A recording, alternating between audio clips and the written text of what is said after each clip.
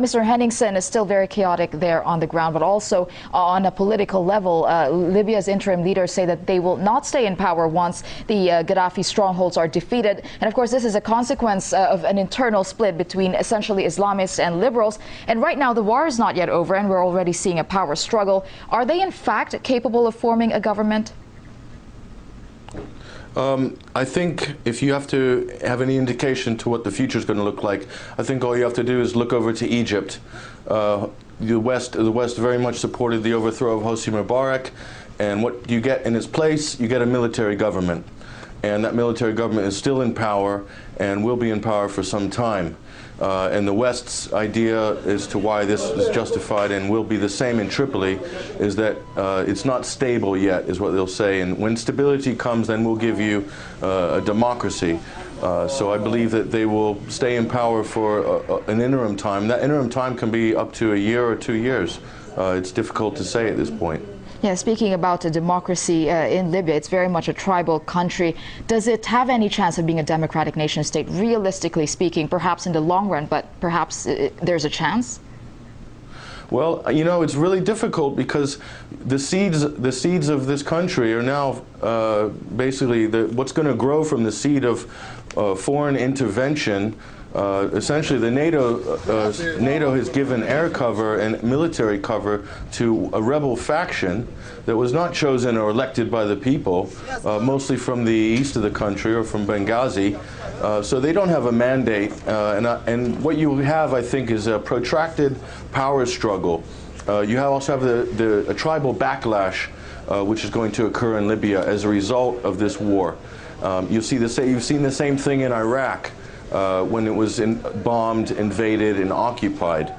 Then you have a Vichy government in Tripoli now, much like you had a Vichy government in Baghdad, and one in Kabul as well. And do you have stability in Afghanistan? Do we have stability in Iraq? No, we don't have stability. There's an appearance of stability maybe in Iraq. After what, 7, 8 years? Are you going to have the same thing in Libya? Most likely, yes.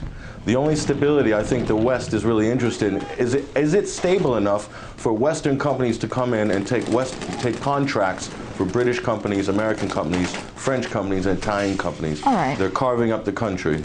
Well, let's go back to the situation affecting civilians there. I mean, NATO is saying that it's not planning to end the operations in Libya while the civilians are still in danger. From your point of view, who is posing the real danger to civilians? Reports that thousands are fleeing both Sirte and Bani Walid because of shelling and water shortages. So who is the real danger? What is the real danger?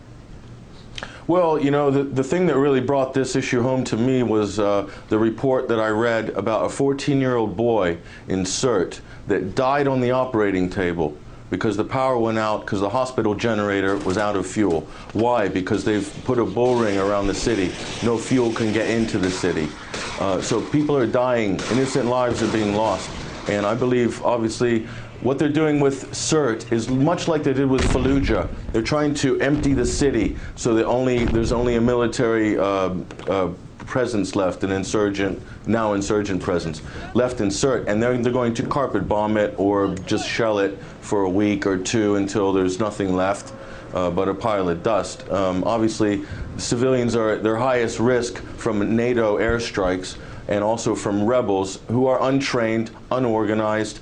It's basically a giant gang of sort of paramilitaries who don't have any sort of solid leadership from what we can determine. Their leader just died last week. Okay, just very briefly now, what do you think is the possibility of NATO staying in Libya after the fighting ends? I think anything that's said through official channels right now, i.e. Washington or Whitehall or in Paris, I think you can pretty much discount it as they'll basically say whatever they have to say. They've said they were going to pull the troops out of Iraq in May of 2003. Mission accomplished. George Bush landed on an aircraft carrier, and it was a big promotion and a big celebration. And here we are 8, 9 years later. I think we will see NATO, I predict, if I were to put money down right now at the bet shop, I would predict there's going to be NATO troops in there well into next year. We will see UN blue helmets in certain parts of the country. And I think then they'll keep advisors in, and there'll be hundreds or thousands of these advisors, and there will still be an air presence.